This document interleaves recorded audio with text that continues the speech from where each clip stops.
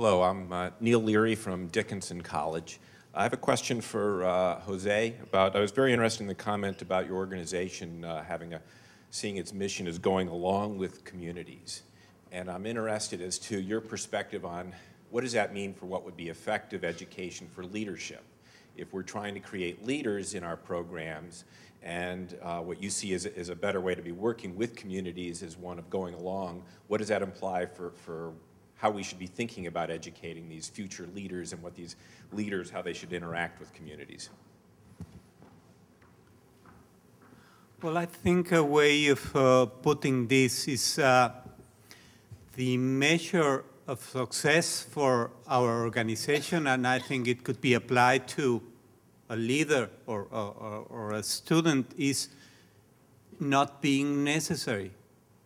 And that means that in this work with communities, for example, we have effectively transmitted technical, political, lobbying skills to the community. So hopefully a student or our organization wouldn't need to go back to a community because they can do what they need, lobbying for resources or for political support or technical issues or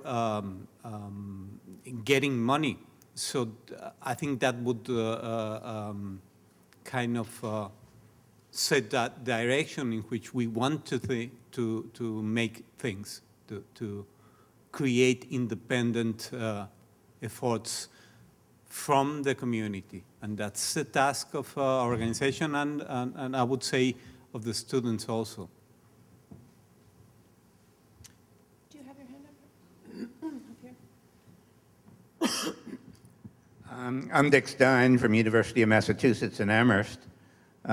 In addition to the areas of expertise mentioned, I'd like to urge that environmental students get a firm foundation in the areas, the basic areas of physics, chemistry, and biology, on which many of the applied processes that are discussed are based.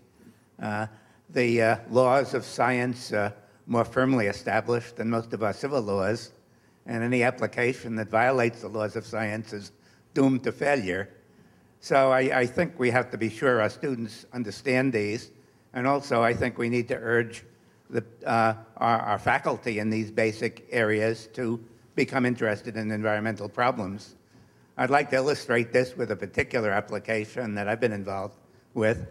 In the part of New England I'm from, one of the practices is making maple syrup. And this involves concentrating the sap of maple trees by about a factor of 40. And this is a process that's closely related to the environmental problem of desalinating seawater. And the traditional way of doing it is by concentrating by boiling. And this involves overcoming the heat of vaporization of water, but an alternative is by reverse osmosis, which involves decreasing the entropy of mixing. And reverse osmosis takes, theoretically, 5 or 6 times less energy than boiling. And while the practice doesn't reflect such a gain, this reverse osmosis technique is rapidly gaining favor, both for making maple syrup and for desalination. So I think it's an illustration how basic science can guide applied science to do environmental things more efficiently. I'd like to make a comment and then a question perhaps for the panels related to that, and that is the idea that you mentioned requiring that the students actually cover basic chemistry, physics, et cetera. And I would expect that the students at Nankai who are coming into an engineering program probably have done that. But my question was for Zarina, that the materials that the students cover in your program was a very long list. And we struggle at BCEP with the sort of depth versus breadth problem and wanting to expose students to a very wide variety of topics and issues. And I wondered if you could tell us a little bit about how you sort of handle that, or because I would imagine that comes up in your program as well. Yeah. Thanks for your question. To say that also within the tables that I presented of courses that are on offer, these are courses that are on offer. Students don't cover everything. They don't do all of those topics. So at an honors and a master's level, they would choose 4 of those topics. So they won't, you know, in their curriculum, they won't have covered all of that. Because there is only so much we can put into a student's head in a year. So I mean this question, and we at the moment at an undergraduate level are rethinking our curriculum to try and make it broader and to try and cover a wider range of issues.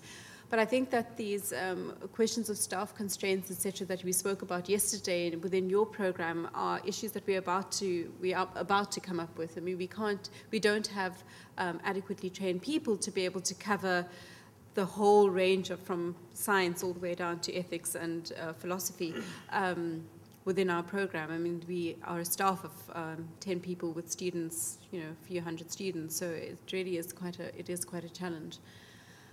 I don't know what the answers are, but what I was trying to allude to in my presentation is that I think that it was also unreasonable to expect any one individual graduate student to come out of a program with a knowledge of all of those things.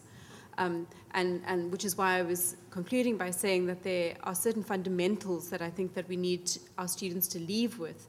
And it's about, you know, we have to, because of the complexity of environmental issues that we deal with today, we can't have everybody having all of the skills. You've got to work in teams. There's got to be collaboration. And it's about how students work in their working life in those teams and collaborate with one another and respect one another's knowledges and how they work together. And not believe that what you know is the most important thing. So, yeah, I mean, I think that we can't cover everything, and no one student's going to be able to learn all of those things. And it's how we learn and how we work collaboratively